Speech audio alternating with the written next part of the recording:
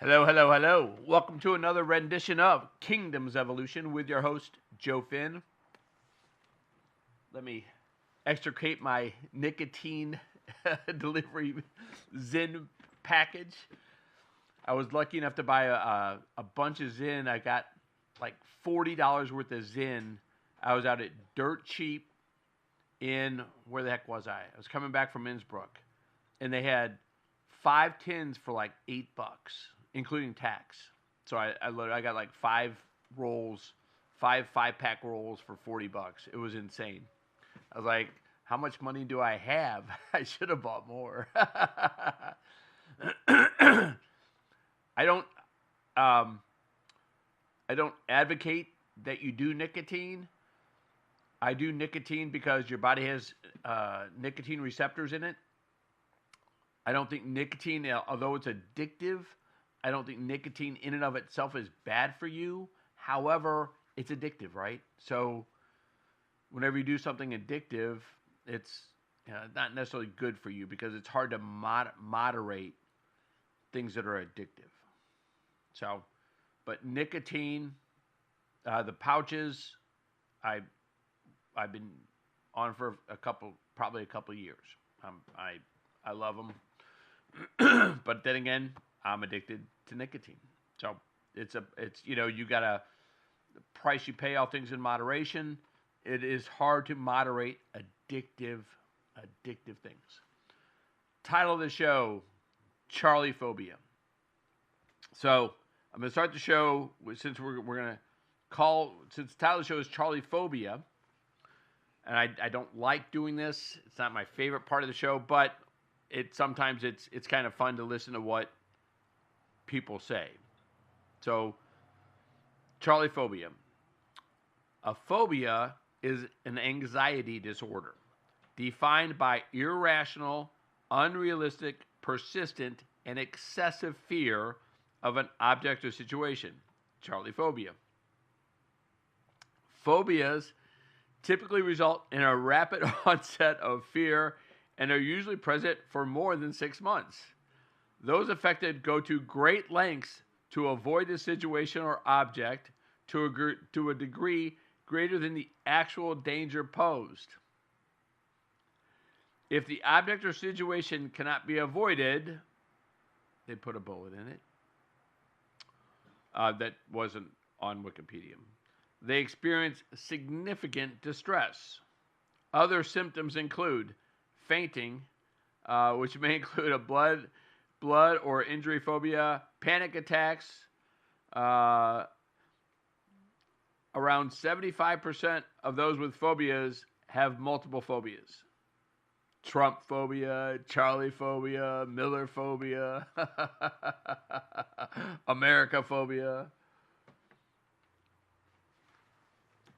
The reason I got on this is because for some reason it's not funny. This isn't funny. You won't find this funny. But the communists, so one of the reasons why the communists in America, socialist communists, have teamed up with the Muslims, aka Mamdani in New York, one of the reasons why the communists have teamed up with the Islamists is because at the end of the day, the communists think they'll be able to just kill the Islamists. And same thing with the Islamists and the communists. The communists think at the end of the day, they'll just be able to kill the Islamists, right? The ones that don't kowtow to their cult. And the communists think the same way about the Muslims. Like at the end of the day, they'll just the imams that don't toe the line on Islam, they'll just kill. That don't convert to Islam and become part of the thuggery of Islam. They'll just kill them. And we were, going through looking for examples of who wins this battle, of who wins the battle in the end between the communists and the Islamists. Like, let's go for examples of different places where communists and Islamists have joined hands to kill Christians and Jews in the past and subjugate populations. Who's won? So in the Middle East, we'll just go back through it. In the Middle East, before communism was ever invented by Karl Marx, a fallen priest of Jesus Christ, who I guess got tired of mankind's failure to for whatever to properly share the benefits of capitalism. And I don't even know. I guess capitalism was still early in its phases when Karl Marx was alive. So there were tremendous inequities in capitalism at the early onset of capitalism. Tremendous inequities. You were free, but for a lot of working men and women, you were free to work yourself to death and your family to do the same. So it was a brutal start to capitalism, to organized capitalism in the industrialized world.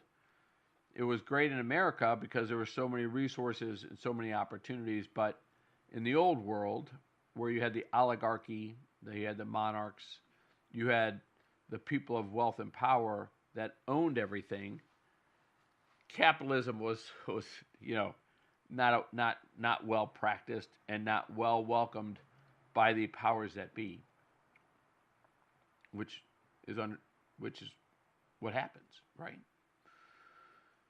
So unless you had something protecting capitalism from the powers that be, aka a constitution, the powers that be consolidated their power and wiped out freedom, because you've got to have freedom to have capitalism.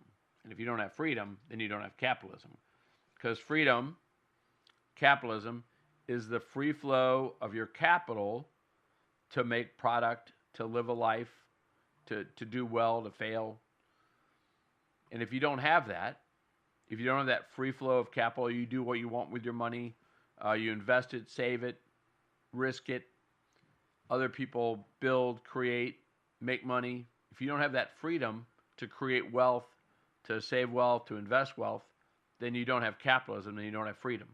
And a lot in Europe, you can imagine, for thousand plus years, the Europeans had lived under monarchies, and those avenues, creating new wealth was very, very difficult if you were not part of the oligarchy. If you didn't have the right name, it was not to be done, and they basically looked the other way as other people took your things, right? And you invent something, well, the king now owns it.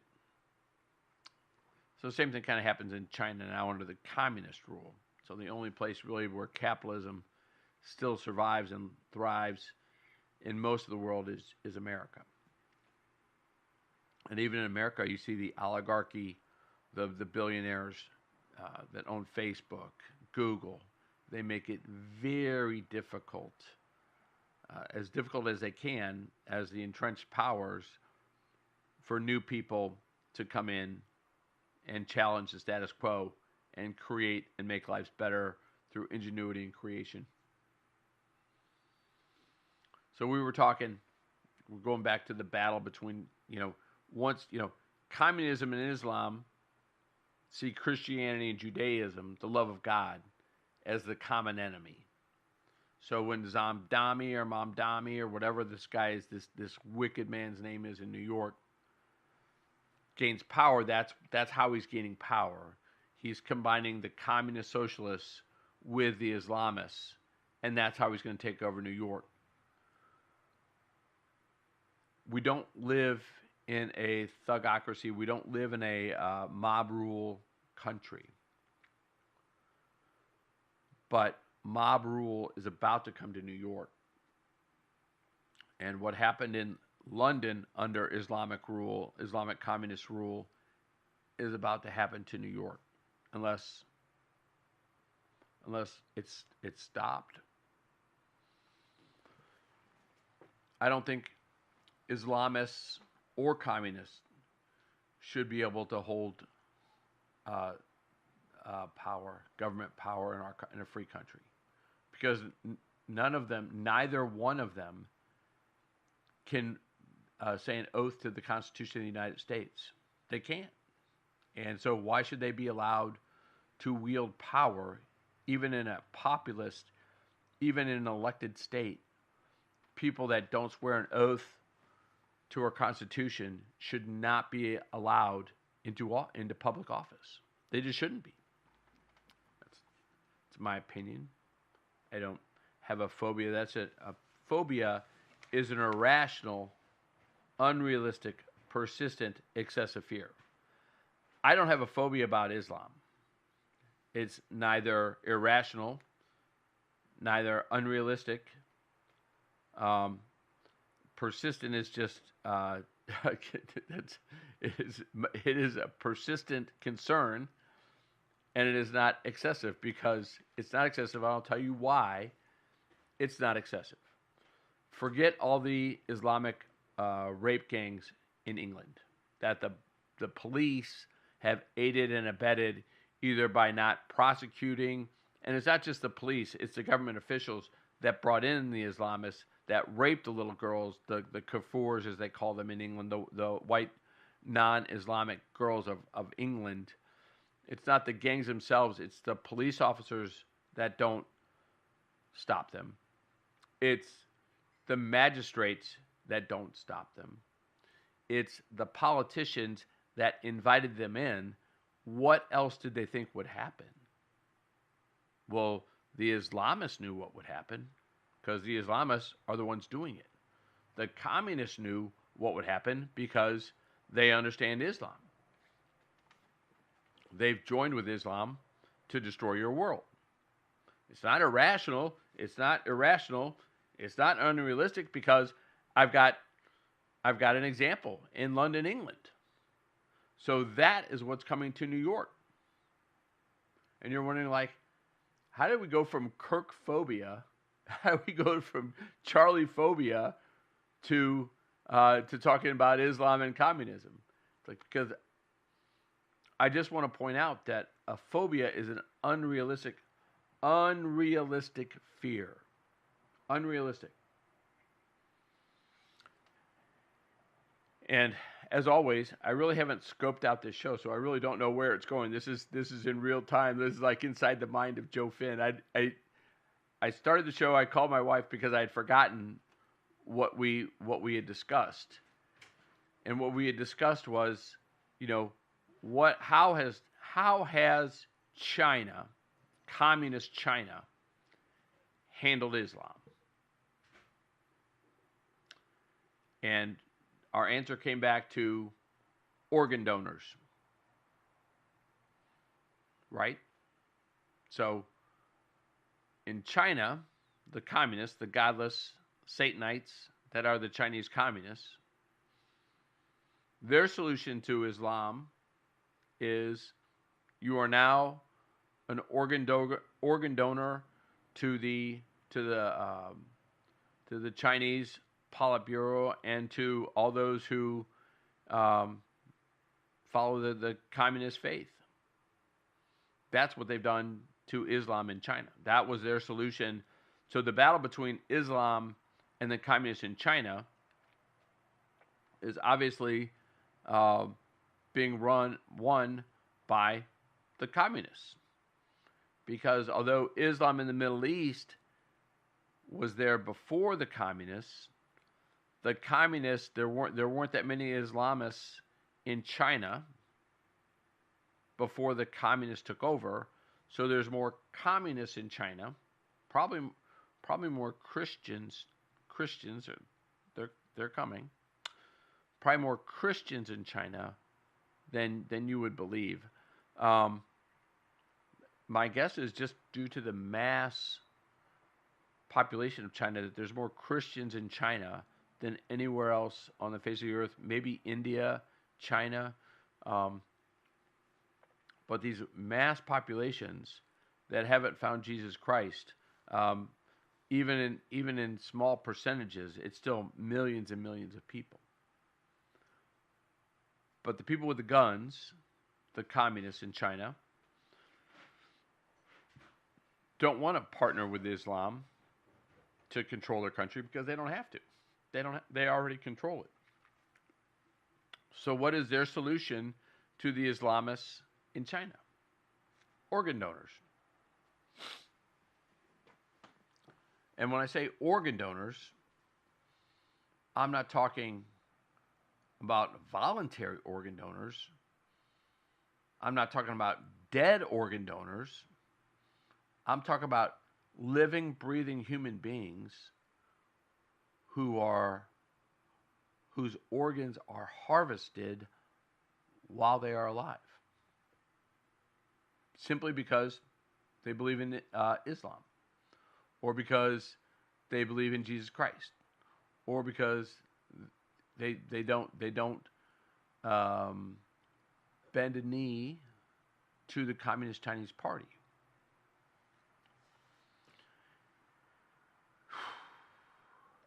So there's a couple examples. The communists, not a lot of communists in the Middle East.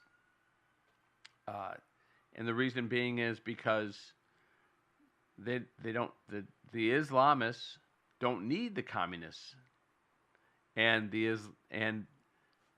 Islam is ruled by the oligarchy, the thugocracy that is the Middle East. So the king of Saudi Arabia, right? The prince of Saudi Arabia. What do you think they do to communists that vote for the overthrow of the Islamic State in Saudi Arabia? Do you think they may not be sophisticated enough, like the communists do, to do organ donors, but they just behead them, they just kill them? So, two different situations where communism and Islamism come into play, two different results. So it's basically whoever wields the sword or the gun or the scalpel. In the Middle East, it's the monarchy, the thugocracy of Islam. And in China, it's the communist thugocracy, racist communist thugocracy. So America's an experiment for them. They don't really know at the end of the day who's going to get to kill who. They don't know who's going to rule in America. The Muslims, the Islams, they think they're going to rule America. The communists think they're going to rule Islam in America. But what they both know is that Jews and Christians and atheists and anybody else that doesn't conform to their beliefs is going to be dead or organ donors. So you can be one or the other. You can either be dead if the Islamists win, or you can be an organ donor if the communists win. It's not irrational. It's not irrational. It's not irrational. I've got two examples of it. Multiple examples of it. I've got London, where the Muslims are winning, and little kafir girls, little girls that don't look like them, are being targeted and raped by gangs. And I've got China, where the leader is bragging about never dying because of harvesting organs from living prisoners that they arrest because they believe in Islam or Christianity or what's the one, the other Chinese spiritual way, the Gulan Fong, or the I can't think of their name, but the people that do the dancing and exercise. So they just harvest. If you don't kowtow to the communists, they put you in prison, and if they want to, they harvest your organs while you're alive and kill you.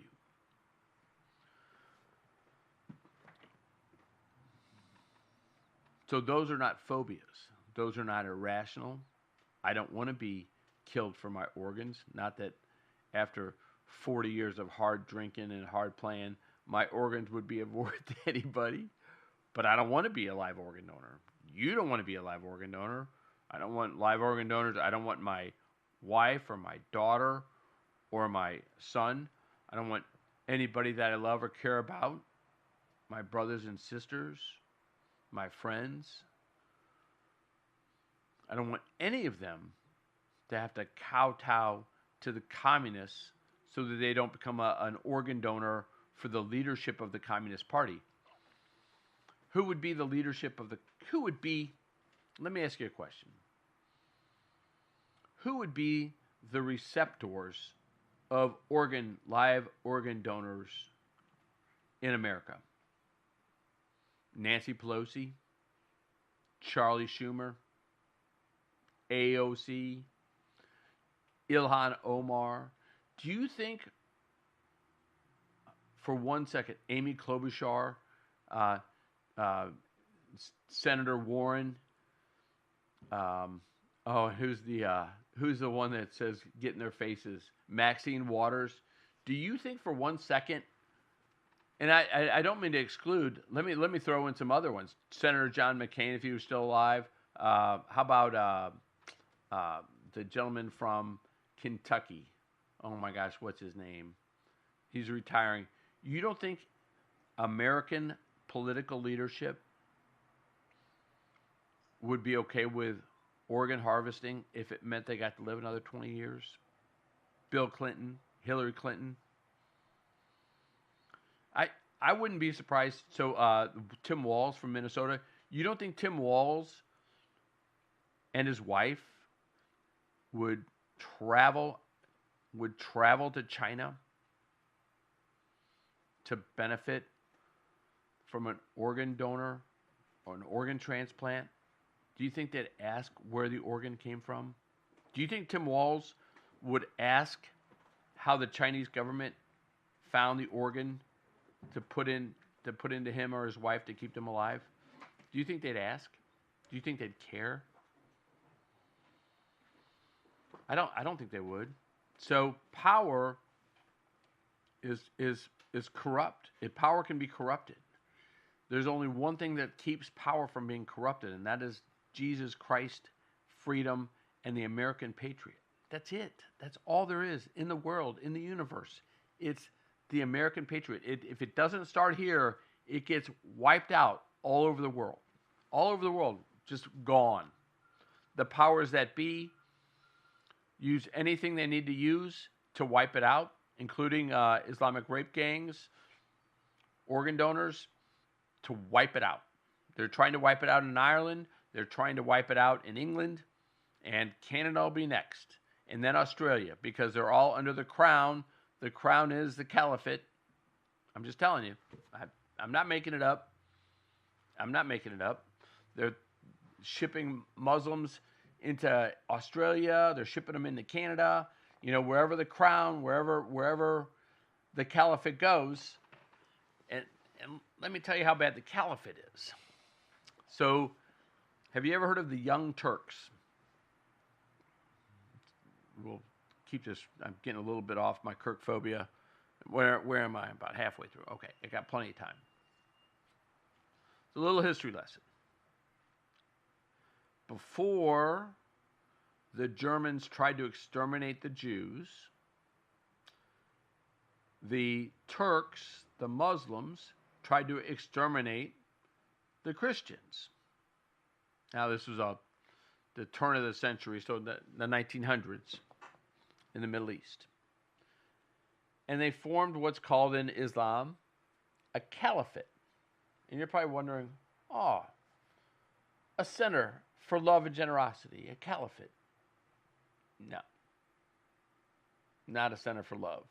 Not a center for a loving God. The caliphate is for the domination of Islam all over the world. And they call it a center, a starting place. So in Turkey, the Young Turks, the Muslims, took power. This is before Nazi Germany, start of the early 1900s. So not that long ago. Not that long ago. And there was a country next to Turkey called Armenia. Now, Armenia was not a violent nation, not a militarized nation. Didn't have a lot of resources. Just had basically an agrarian population. Christian population.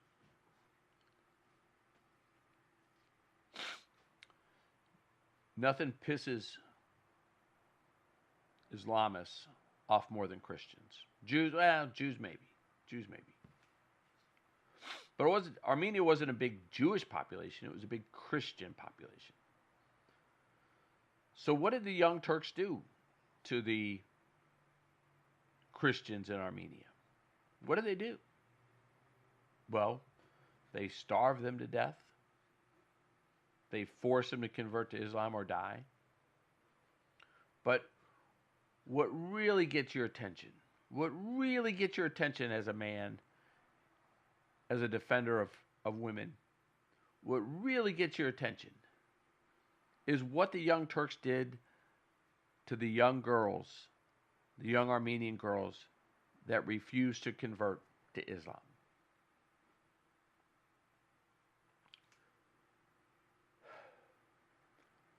When a modern day Muslim honors the savagery of what these Islamists did to young girls that would not convert to Islam by naming their TV show after them, it's not that they don't understand history. It's that they're asking for it to repeat. And so what did St. Cour and all these people that help out with the Young Turks TV show root for? What did they think was so great about what the Young Turks did?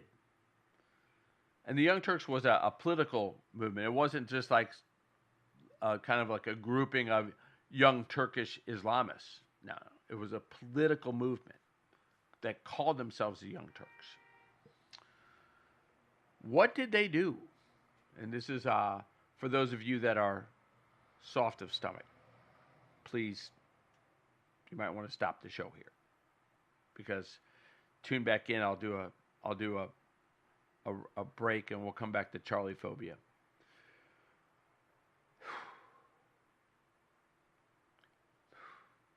They would take young girls that refused to convert to Islam, and they would spike them. Probably after they raped them. After they done raping them, they wouldn't convert. Done abusing them, won't deny Jesus Christ. They spiked them. Crucified, spiked. Look up what spiked means. I'm not going to describe it. And we'll come back. You think that's a irrational, unrealistic fear?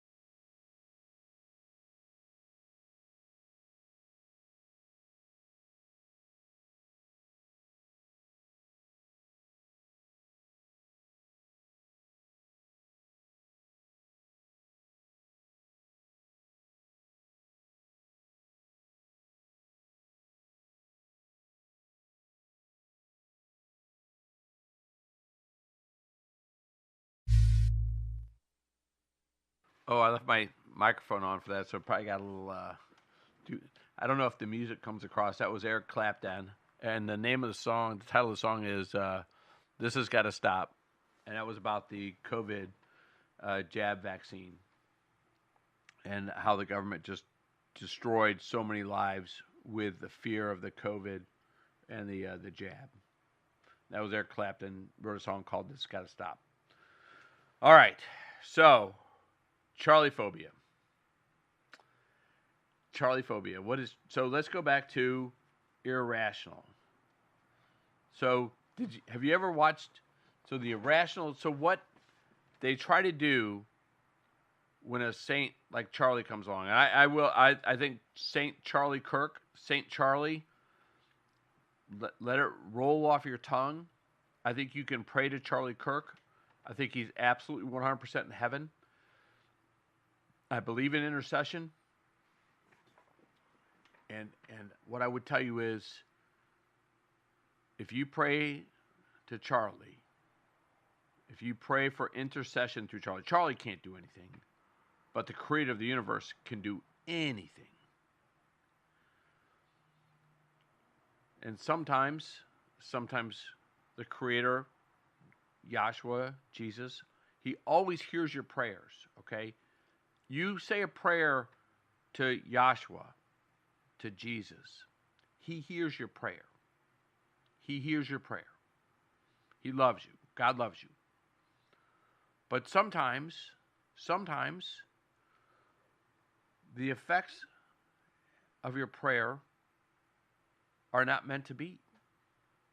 The Creator sees all things, knows all things, and answering the prayer the way you want God to answer your prayer, God sees differently. I had prostate cancer, and so many people prayed for me, and thank you all for praying for me. And I know God could have cured my prostate cancer. I 100% know God could have waved his magic wand. And I know he could have done this. God could have done it. Could have waved his magic wand and made my prostate cancer go away. I know he could have done it. God can do anything. And in the past, God has. God made Trump turn his head a quarter of an inch so a bullet didn't take out his brain, so that the vile communist leftist thugocracy didn't destroy freedom in America. I'm sure there were many voices calling for God to intervene for America. I'm sure George Washington's up there. I'm sure there's a lot of saints and angels that were begging the Creator, please intervene. Please do not let them kill Trump. Please do not let it. Please don't let America fall like this. So God intervened. 100%.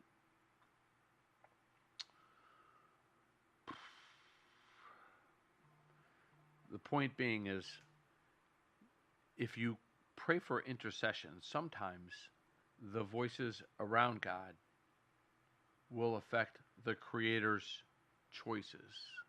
And you can go through the Old Testament. There have been pleadings from the Creator before, like with Sodom and Gomorrah. The pleading, and I don't know who the Jewish, I can't remember the entire story, but I do remember there being pleadings about finding good men in the cities so that not everybody in the cities would get wiped out. Right? And God listened. And I think God does hear not just our prayers, but he does hear. And I want to thank everybody for praying for me. It just wasn't meant to be. So I had surgery, and maybe God did hear your prayers, and surgery was successful. I don't have cancer anymore. So maybe God did.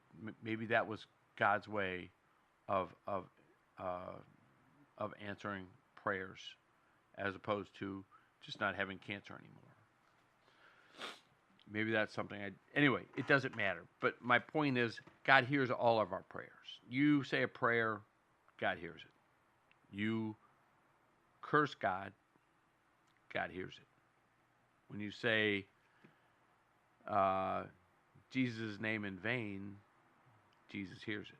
Jesus hears when you pray. So if Jesus hears you praying for your children, for your family, for your life, do you not think Jesus hears your name when you curse something, when you say something bad? And guys, I am a sinner, hypocrite. I'm a hypocrite. I beg forgiveness from my Lord Jesus for my failings, because I've been terrible, and I still fail. Follow the Charlie rules. Go, read the Bible every day. Read the Bible every day. One verse. I read one chapter every day now since they took Charlie from us. I read the Bible, one verse every day. Old Testament, New Testament. I switch back and forth, but I read one chapter out of the Old Testament or one chapter out of the New Testament, wherever my beautiful Bible turns to that day. Bible sales are through the roof. They're through the roof for a reason, because it's the Word of God. And it's enlightening, it's empowering.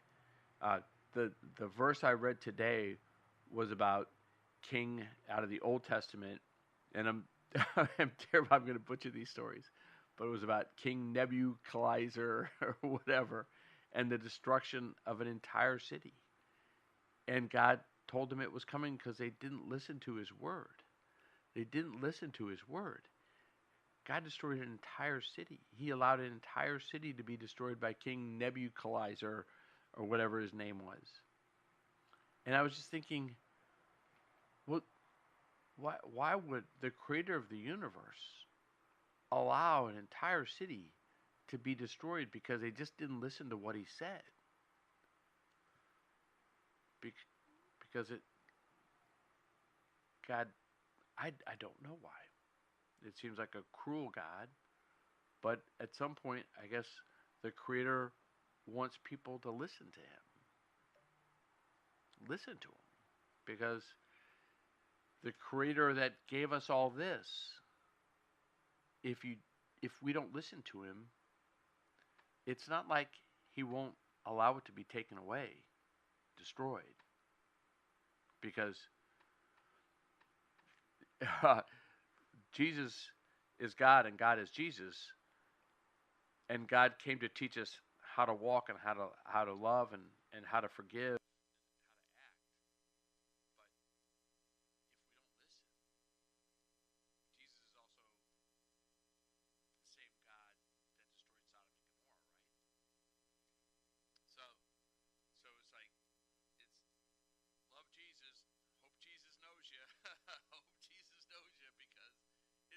God. It's the same God. It's the same God. You know, when you read some of the chapters in the Old Testament, you know, God is not, the kind, benevolent. Um, you can do whatever you want and it's okay with Him guy. That's not who God is. That's not who the Creator is. You were made for a purpose, and God wants your love, but he wants to be listened to. He wants to be heard. And the Old Testament has story after story about those peoples that don't listen to God. And He's given us Jesus, so we can listen to Jesus. Right? We can listen to Jesus. And that's a better way to go. So, Charlie Phobia. I'm finally going to get to my show. Get to my show. So you see the reels about Charlie, and they're all brilliant. Honestly, if you're not watching reels of Charlie Kirk, I saw one reel the other day that made me cry. It was "Forever Young." They were playing it to "Forever Young," the song. Oh my gosh, and they showed Charlie from when he first started being a political, from when he first started after college, or I don't think he went to college, but when he first started as a young man advocating for Christian principles and economic freedom in America, from when he started a family. Oh my gosh, guys, oh, what a brilliant guy. So what is a saint? What is a saint?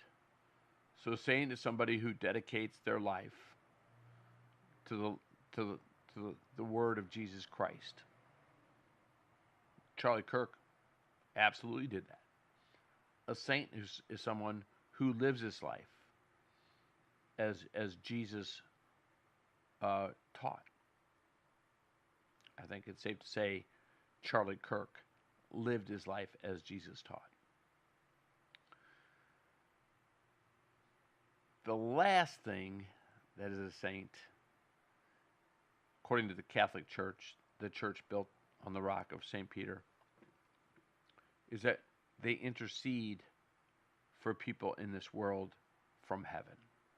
They're able to bend the ear of God with their pleadings in heaven for beautiful things to happen in our world. Don't think for a minute that Charlie does not have the ear of Yahshua. Don't think for a minute that Charlie Kirk cannot bend the ear of Yahshua. I may not be able to bend the ear of Yahshua. Yahshua would probably just tell me, go play hockey, go do something, leave me alone. It's like, you're not intelligent enough for me to listen to you. You need to go away. You need to go play. You need to go someplace else. But Charlie Kirk was brilliant, a brilliant image of God. And I think through Charlie will be a saint. Charlie is a saint. I think he already is a saint. I think he's already been in it. You think Charlie stopped? You think Charlie went to heaven and went to his own world? No. Charlie Kirk is still in this world, of this world, through his memories, through his reels, through his intercession with Jesus. Charlie Kirk is still 100% present in this world. 100%.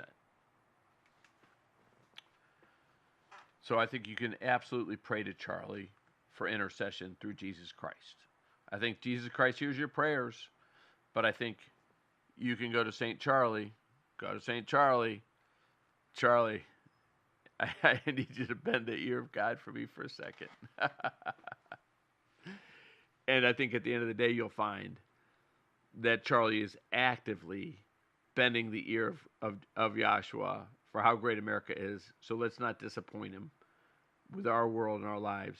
Read the Bible every day. Go to church every Sunday. Try to learn something new. Make yourself better. Make yourself more like Jesus. All right. So Charlie phobia. So what is Charlie? What is Kirk phobia, Charlie phobia? Is it irrational? Yes, it's irrational. To fear Charlie Kirk is irrational. Is it unrealistic? Why would you fear a guy that never claimed to want to hurt anybody or call out violence against anybody? Why would you hate a guy? So it's irrational in that he's not a violent man. He doesn't strike anybody or hit anybody or call for people to be killed that don't believe like him. Never did. He said he was afraid when he saw a black pilot because they changed the rules of what a qualified pilot should be to change the quotas, for racial quotas. So it wasn't his fear. Charlie Kirk's fear wasn't irrational. It was based on the rationality that DEI had lowered the standards of what it takes to be a pilot, and the beneficiary of those lowering of standards were black pilots. So it was not irrational for Charlie Kirk to say, when I see a black pilot, I'm afraid because I don't know if they lowered the standards for that pilot, for that person to become a pilot. It's not irrational, that's rational. So to call Charlie Kirk a racist for saying that is unrealistic. And then to continue to call somebody that said there was no difference in human beings, like they've done the genetic studies that show there's no difference in human beings in the DNA. None. The only difference in the DNA between a white guy, a black guy, an Oriental guy, a Hispanic guy, the only difference in our DNA is skin color. That's it. Pigmentation. That's it. The DNA coding is the same. We are all images of God. So how is that racist? How is that racist? It's not. It's not racist. Charlie Kirk was not a racist. So to consistently call him a racist, that's persistent, that's Charlie Phobia. And who calls him a racist? Who calls him a racist? Who kicks TPUSA USA off their campus calling Charlie Kirk a racist? Charlie Phobia. The people that suffer Charlie Phobia. Excessive fear. So excessive fear of thought. Excessive fear of word. Excessive fear of dialect, of talking. So the anxiety disorder. The anxiety disorder of leftists is off the chart when it comes to Charlie. So they absolutely suffer Charlie Phobia. 100% suffer Charlie Phobia. Who suffers Charlie Phobia the most? Care to guess? Care to guess who suffers Charlie Phobia the most? Women who believe as a sacrament of their very being in abortion. That's who suffers Charlie Phobia the most. And do you know why they suffer Charlie Phobia the most? Because Charlie was the greatest advocate of my lifetime for explaining why a human being, their existence begins at conception. Unforgiving, relentless, beautifully explained scientifically and spiritually that when conception happens, a human being exists, and we should celebrate it from conception on. And I can't do it. But Charlie can. Charlie did. Charlie was fearless. We should honor him with sainthood. We should honor him every which way we can, and we should strive to be more like Charlie, read the Bible every day. Because if we're more like Charlie, we will get closer to the Creator. We will get closer to Yahshua. We will be better for it. And Jesus would love that. Amen, I say unto you. Have a great weekend. That is another wrap on Kingdom's Evolution. Don't suffer Charlie Phobia.